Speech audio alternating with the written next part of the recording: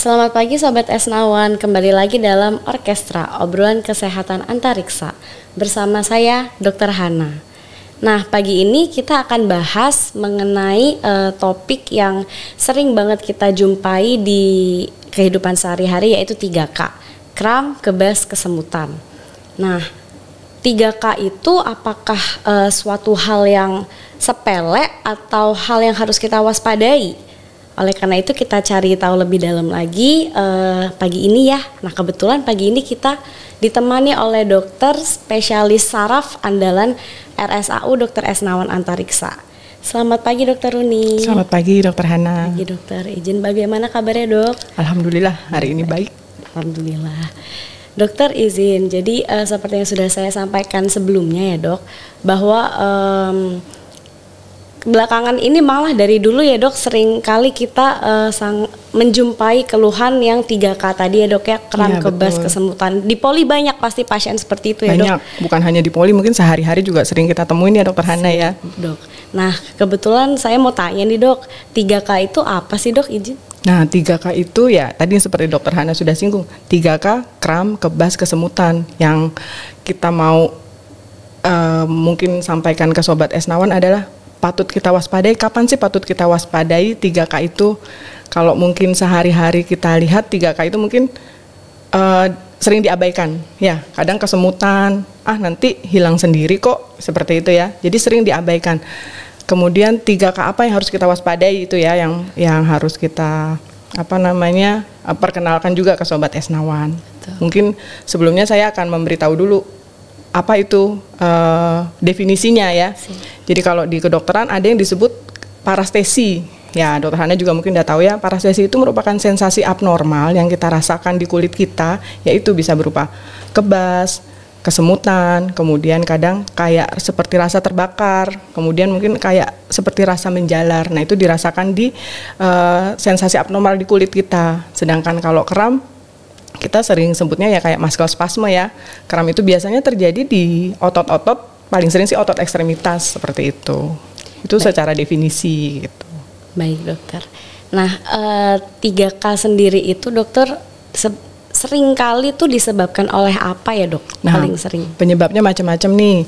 Yang paling sederhana mungkin yang sering tidak kita waspadai ya, karena duduk terlalu lama atau posisi yang tidak ergonomis, itu juga bisa membuat kadang kesemutan muncul. Yang paling sering sih kesemutan ya. Misalnya nih Dokter Hana misalnya ikut acara ibu-ibu tuh paling sering acara pengajian, duduk di bawah, kakinya ketekuk gitu ya. Sila gitu ya. Iya dok, bersila, ya. Kemudian nanti bisa muncul kesemutan. Kalau hal seperti itu sih sebenarnya hal yang wajar ya. Karena kan aliran darah terganggu, kesemutannya muncul, kemudian kalau sudah diregangkan lagi, mungkin diluruskan kakinya, tidak bersila lagi duduknya, kesemutannya bisa hilang. Yang patut kita waspadai itu jika dia disertai gejala lain, misalnya kebas, kram, kesemutan yang tidak hilang-hilang, kemudian disertai mungkin adanya sakit kepala, disertai pandangan buram, disertai nyeri, seperti itu patut kita waspadai seperti itu. Baik dokter, tadi dokter mengatakan bahwa kesemutan yang tidak hilang-hilang ya dok, itu dalam waktu berapa lama ya dok yang perlu kita waspadai tidak hilang-hilang? Ya kalau waktunya sih sebenarnya gini, kalau misalnya kita lihat ya, kalau misalnya karena himpitan biasanya dengan kaki diregangkan makin lama makin berkurang. Kalau ini misalnya ya dia karena duduk bersila, kemudian setelah diluruskan kakinya sama sekali tidak ada perubahan, itu patut diwaspadai. Mungkin kalau misalnya diukur waktunya ya 5-10 menit tidak ada perubahan, harus segera mungkin ya dibawa ke dokter, diperiksakan ke dokter seperti itu. Baik dokter, izin bertanya juga dok, apakah ada faktor resiko tertentu dokter yang meningkatkan kejadian 3K ini dokter? Faktor resiko banyak, tapi tergantung penyebabnya juga. Jadi kalau misalnya kita lihat dari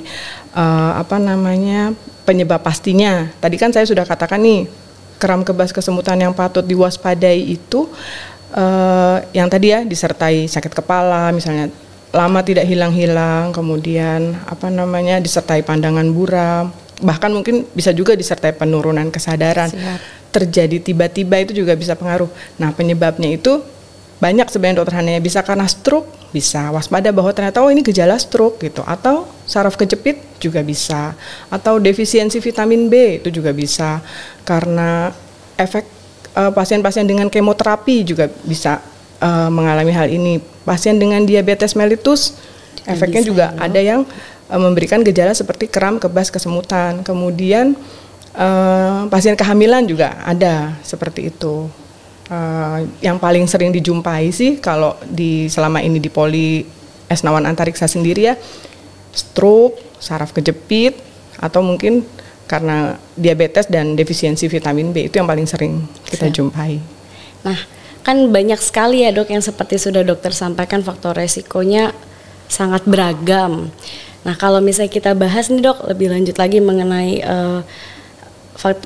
salah satu penyumbang terbesar yaitu dari stroke, defisiensi besi dan saraf kejepit.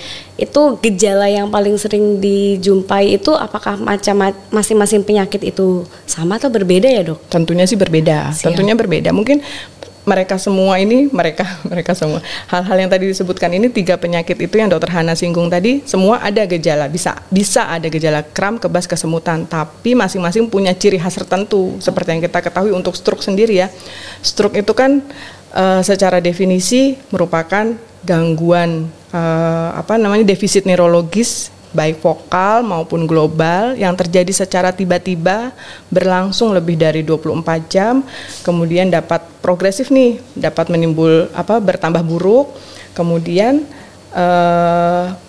penyebab satu-satunya karena terganggunya aliran darah. Aliran darahnya itu bisa sumbatan atau bisa perdarahan. Nah, terjadinya tadi saya bilang secara tiba-tiba. Jadi kalau misalnya nih seorang pasien datang, mungkin dia sedang nonton TV gitu ya, keadaan umumnya baik-baik aja, mengeluhkan, dok saya sedang nonton TV tiba-tiba lemes separuh badan, bukan lemes sih, kesemutan misalnya ya, dok, ya? Paling sering sih memang stroke tuh lemes ya, tiba-tiba kesemutan separuh badan baik sebelah kanan maupun kiri gitu ya, tiba-tiba kesemutan atau tiba-tiba kebas sebelah kanan atau sebelah kiri. Nah, mungkin dari situ nanti kita kalau di poli kita anamnesa gali lagi ya, gali lebih jauh. Tapi kalau stroke ya pasti terjadinya secara tiba-tiba. Dari situ nanti kita cari juga faktor resikonya, faktor resiko stroke-nya apa di pasien tersebut. Kemudian itu kalau karena stroke ya. Kemudian kalau karena saraf kejepit, itu tergantung di daerah mana kejepitnya nih. Di tubuh kita tuh banyak sebenarnya tempat-tempat yang membuat saraf kejepit. Ada yang namanya carpal tunnel syndrome nih, kejepit di pergelangan tangan ya. Kemudian di cervical juga bisa terjadi jepitan. Kemudian di lumbal juga, di tulang belakang ya, tulang belakang punggung bisa terjadi jepitan. Di sini, di siku ini juga bisa terjadi jepitan, namanya epicondilitis lateralis, baik kanan maupun kiri. Banyak tempat sebenarnya dokter Hana. Kemudian kalau karena defisiensi vitamin B, itu mungkin pasien-pasien yang dengan malnutrisi ya, itu bisa saja terjadi. Gitu. Baik dokter. Jadi sering banget ya dok pasien datang, saya nyeri pinggang, menjalar ke kaki, ada, gitu ya ada dok, kebas, ya? kesemutan gitu. Siap, nah itu sendiri pun untuk saraf kejepit pun punya tandanya masing-masing ya, tergantung distribusinya seperti apa. Kalau misalnya apa nih, carpal tunnel syndrome ya, carpal tunnel syndrome itu jepitan di pergelangan tangan ya. Nah itu biasanya pasien mengeluhkan pertama kali datang mungkin belum nyeri, tapi rasa kebas, kesemutan di jari ke 1, 2, 3 dan sebagian jari keempat, karena di situ ada nervus medianus yang berjalan ke telapak tangan, itu terjadi jepitan. Gejala kram bisa, kebas bisa, kesemutan bisa, mungkin rasa nyeri dan rasa seperti terbakar juga bisa. Kalau penyebabnya kira-kira apa tuh dokter Hana? Paling sering. Biasanya yang paling sering terkena tuh ibu-ibu ya. Ibu-ibu karena rumah tangga gerak. Ini tuh istilahnya penggunaan berlebihan lah pergelangan tangan ya. Mulek lah, ngucek gitu ya. Terus masak, ini gerak-gerak seperti ini. Pada buruh pabrik juga bisa ya dok bisa ya, juga. karena gerakan yang berulang ya dok ya. Sekarang banyak kan, kalau sekarang kita banyak juga nih, pekerja ojek online ya. Itu saya pernah dapat tuh di poli juga gitu. Jadi harus mengendarai motor jarak jauh dan dalam jangka waktu yang lama, itu juga bisa sekali terkena hal tersebut. Nah, Betul. Dok, izin. Jika misalnya keluhan 3K tersebut kambuh nih, Dok. Tiba-tiba pas naik motor, aduh kesemutan, atau misalnya kita lagi ngetik gitu, Dok, kesemutan. Itu apa yang bisa kita lakukan ya, Dok? Apakah kita bisa stretching dulu atau bagaimana, Dok? Ya, untuk penanganan pertama ya mungkin dibebaskan ya jepitan tersebut. Biasanya kan karena jepitan motor kan kita gini ya, neken ya, ini ketekannya. Apalagi kalau memang sudah lama dan ada peradangan, bisa saja di sini makin ketekan baik kanan maupun kiri, bisa dua-duanya ya. Saya biasanya gini, kalau misalnya contohnya misalnya ternyata ini pasien saya abang ojek online gitu ya, dia harus bawa motor kemana, dan itu mata pencahariannya, mau nggak mau saya harus naik motor, Dok, bagaimana ini, nggak bisa saya kalau tidak kerja itu misalnya ya. Selain di poli kita berikan obat-obatan, dilakukan fisioterapi, kita edukasi ke pasien bahwa mungkin ketika sedang membawa motor istirahat dulu sebentar, dirilekkan dulu tangannya supaya bisa alirannya baik lagi, kejepitnya nggak terlalu gitu ya. Kemudian bisa berkurang. Sebenarnya sih harusnya memang harus istirahat dulu gitu. Cuman kalau tidak bisa, saya edukasinya biasanya seperti itu. Kemudian bisa juga kita pakai alat bantu nih. Deker ya. Deker kadang saya suka tunjukkan bisa dipakai alat ini saat bapak atau ibu membawa motor, itu bisa digunakan. Kalau jarak jauh nepi dulu deh sebentar, dirilekkan dulu tangannya biar bisa bagus lagi. Ngiup dulu ya, Dok ya. Kemudian dokter, banyak sekali pasien yang datang ke kita berkeluh kesah kan nyeri 3K itu ya, Dok. Nah, pertanyaan-pertanyaan mereka salah satunya adalah apakah ada pemeriksaan khusus, dokter, yang bisa mereka lakukan untuk menangani 3K yang dari penyebabnya ya? Ada, kurang tentunya nyaman ada. Ya, Dok. Ya. Kalau kita ketahui sendiri di dunia kedokteran, anamnesa dan pemeriksaan fisik yang baik itu 80% akan menegakkan diagnosa. Jadi kalau pasien datang, kita harus banyak omong, tanya penyebabnya apa, kapan mulainya, terus terjadinya seperti apa, terus menerus atau hilang timbul. Dari situ kita sudah bisa menyimpulkan kurang lebih 80% kita menegakkan ke suatu diagnosa. Baru nanti kita lakukan pemeriksaan penunjang. Mungkin dari anamnesa dan pemeriksaan fisik yang kita lakukan, ada beberapa diagnosa nih di pikiran kita, baru kita lakukan pemeriksaan penunjang. Kalau stroke sendiri, stroke udah khas ya, terjadi secara tiba-tiba, kemudian berlangsung lebih dari 24 jam, sambil kita lihat faktor resikonya, ternyata misalnya punya faktor resiko darah tinggi, gula, kemudian kolesterol, atau merokok, alkohol, kegemukan, itu yang tidak terkontrol, itu bisa menimbulkan stroke ya. Sebenarnya faktor risiko banyak sih. Siap. Nanti kalau mau dibahas lagi mungkin tentang stroke tersendiri boleh. Siap, dokter. Nah, kemudian tadi untuk pemeriksaan penunjang, untuk stroke sendiri pemeriksaan penunjangnya apa? Gold standarnya ya CT scan kepala. Di situ kita lihat sumbatannya ada di mana. Kemudian apakah sumbatan atau perdarahan. Dari CT scan nanti bisa kelihatan. Kalau terjadi sumbatan, ada gambaran hipodens di area tersebut ya, area lesinya. Kemudian kalau karena perdarahan, itu gambaran hiperden di CT scan-nya. Kalau gejalanya kebas, kesemutan yang terjadi secara tiba-tiba, itu lesi-lesi tersebut adanya di daerah talamus gitu. Karena itu tempat sensorik ya, sensorik tubuh. Betul. Nah, dari situ baru kita lihat, oh iya benar ada di sini. Kemudian kita tata laksana gitu. Kalau dari mana?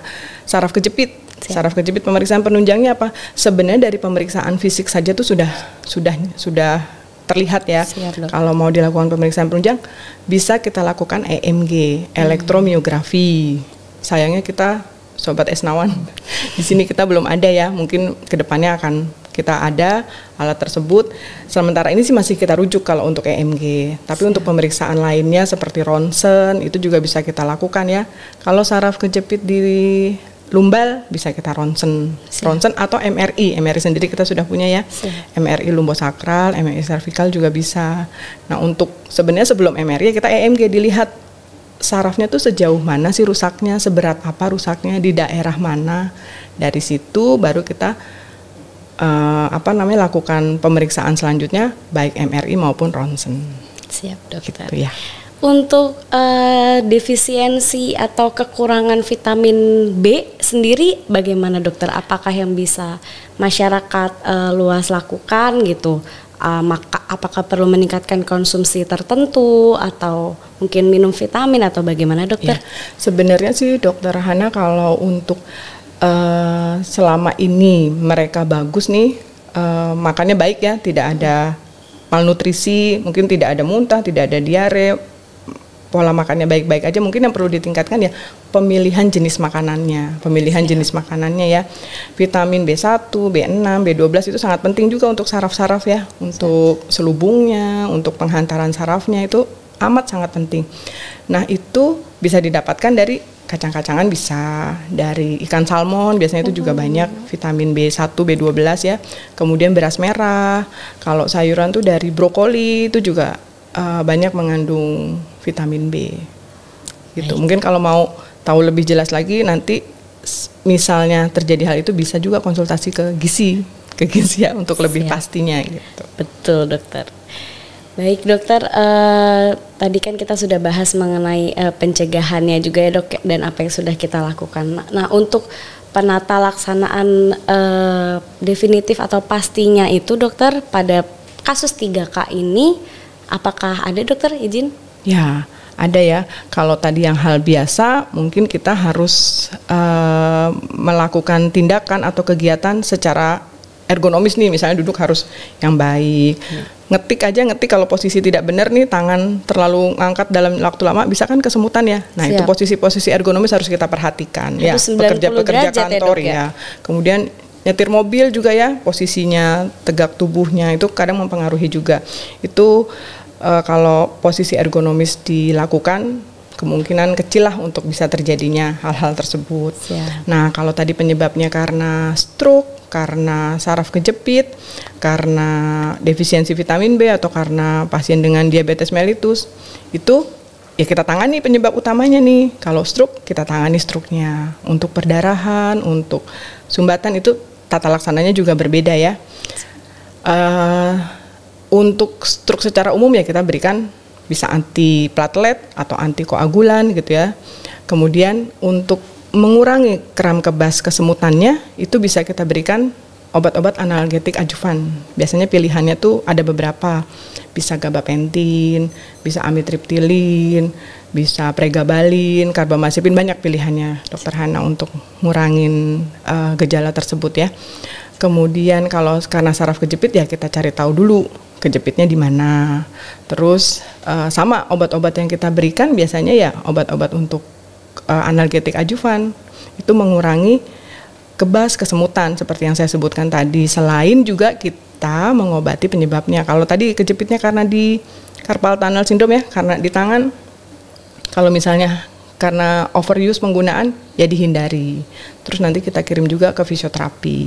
Kalau di cervical juga sama seperti itu. Kalau misalnya ternyata bisa aja di cervical atau di lumbar ternyata ada tumor, gejalanya ada kebas kesemutan, kita tangani tumornya gitu. Mungkin nanti kolaborasi juga dengan bedah saraf, dirujuk. Jadi dari hal-hal ini yang disebutkan ya kita patut waspada ya, jangan anggap enteng gitu. Kram kebas kesemutan. Betul. Gitu. Baik Dokter Runi, informasinya sangat luar biasa sekali. Terima kasih banyak ya dokter atas informasi sama-sama. Dan waktunya. Mudah-mudahan bisa berguna ya bagi Sobat Esnawan dan masyarakat luas. Amin. Nah Sobat Esnawan, sekarang udah tahu kan 3K itu apa dan apakah ya faktor-faktor yang harus kita waspadai atau mungkin tidak perlu diwaspadai, kan kita sudah pada mengerti ya karena penjelasan yang sangat jelas dari Dokter Runi, spesialis saraf. Nah, oleh karena itu mari kita laksanakan hidup sehat ya dok. Betul, ya. Hidup sehat paling utama ya. Paling penting ya. Dan jangan lupa konsumsi tadi makanan-makanan yang harus tinggi vitamin B, B1, B6, B12 ya dok ya, terutama untuk saraf ya dok ya. Salmon enak kan pasti pada suka, atau kacang-kacangan juga ya, dan sayur-sayuran hijau. Sekian informasi yang bisa kita tampilkan dari orkestra. Sampai bertemu lagi di acara orkestra selanjutnya. Salam sehat.